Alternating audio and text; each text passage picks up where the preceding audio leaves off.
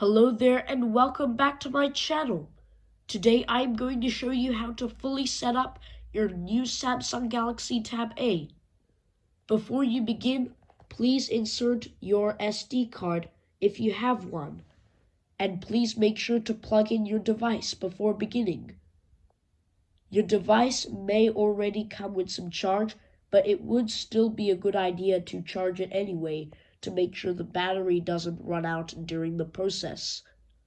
And also, if your device should automatically turn on once you plug it in. But if it doesn't turn on automatically, you can always hold down the power button until the Samsung logo appears. And after a while, you should see this welcome screen. It could take a little longer depending on how fast your device is. It all depends on the specifications. But you should see this welcome screen, and it will allow you to change the language over here. So if it doesn't use the right language, you can always change it by tapping on this arrow over here. Then choose the language you want and hit OK. And if you want, you can also adjust accessibility settings before you begin. And these are the accessibility settings over here, but I'm not going to change these right now, so I'm just going to go back and tap on start. Now it should ask for the Wi-Fi network. So it says to see available networks, turn on Wi-Fi. And I'm going to cover this because it is a little private, because it involves my network's name and the password. So once you see the network that you would like to use, simply go with that network and enter the password for it.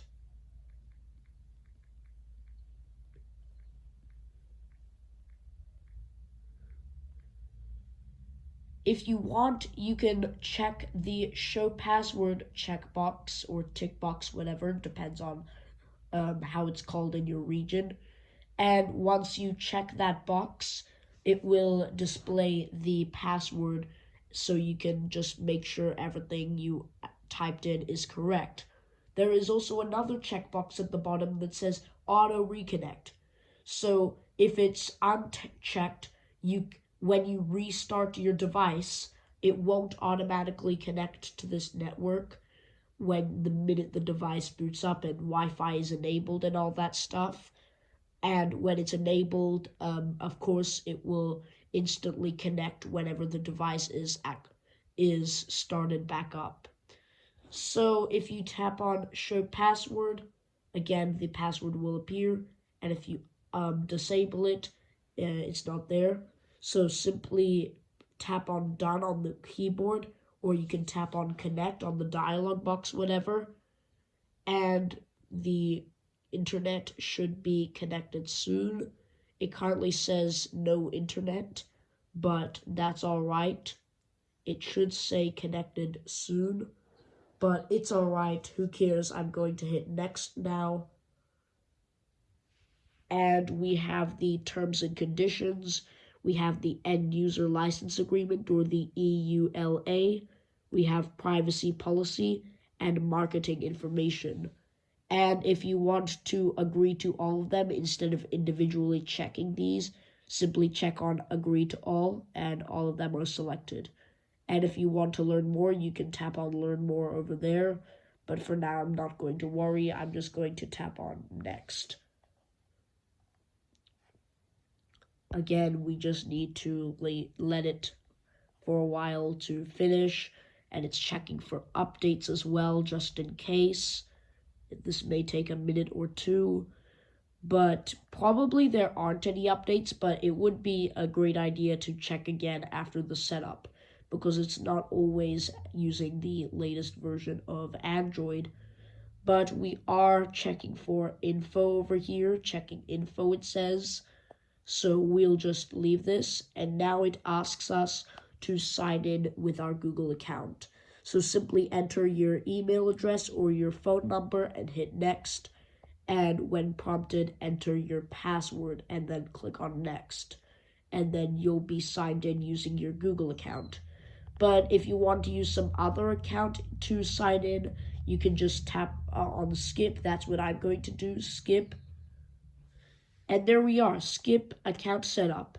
Without a Google account, you won't be able to download music, apps, games, and other content from Google Play, or back up your apps to Google and sync Google services like Calendar and contacts with your device. That's alright. If you changed your mind, tap on go back here, but for now I'm going to hit skip. And just a sec, and there we are. It asks for a name. Adding your name allows your tablet to personalize some apps. I'm not going to do it right now. There should be a skip option, but for now I'm just going to hit next. And now it asks for the lock type. You can either use a pattern, so you have to draw like a little shape on the screen with using the 9 dots that are there by swiping on the screen to unlock the device. You can also use a pin if you want, like a 4-digit or a 6-digit pin. It can contain any digits, maybe up to 10 digits, I suppose. And it will also ask you if you want to use a password if you want. So using a password, it will be like you're using a computer with a password on it. It will be something like that. And of course, if you changed your mind, you can always choose not now. So doing that will make sure that you can just swipe up on the lock screen to unlock the tablet, and it will be easy for any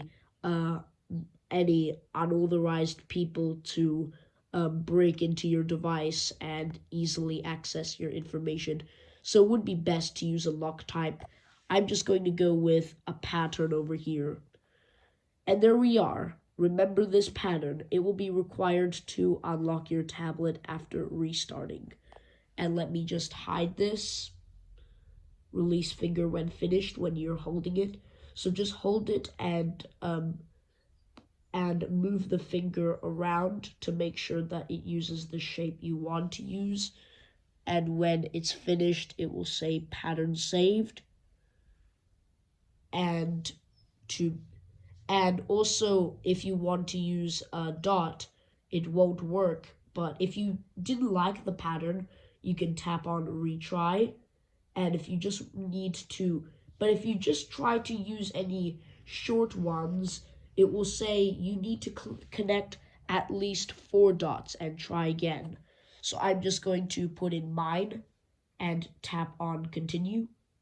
And it will say draw the pattern again to confirm it, so make sure you remember it.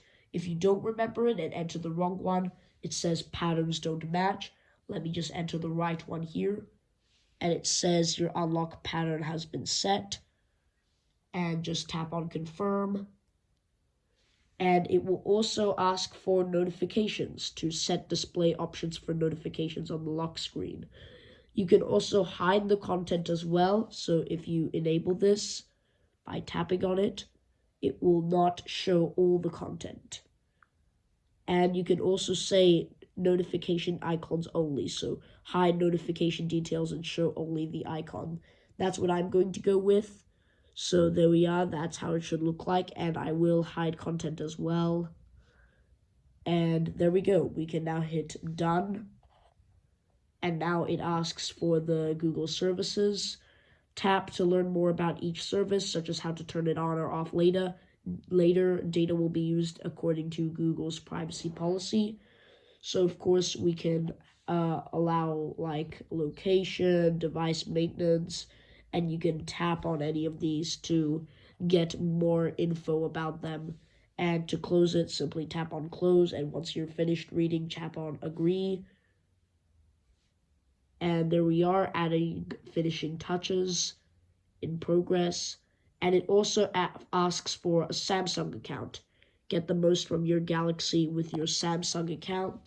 It's alright, you don't need one. It's all a preference, but if you want to use one, you can tap on sign in. But for now, I'm just going to tap on skip. So it says skip account setup, sign into your Samsung account to use the following features, and it gives you some useful features, but I don't really care, just going to hit on skip. And we even have more useful features. We can make sure to extend battery life. So it says blah, blah, blah. Unused apps might use battery power. You can also change the screen layout if you tap on that. You can change the information about the screen layout whenever. I'm not going to change that. It's all right. We can even talk about weather forecast as well. That's all right. And if we tap on finish, it says locating, please wait. And voila, we are in business.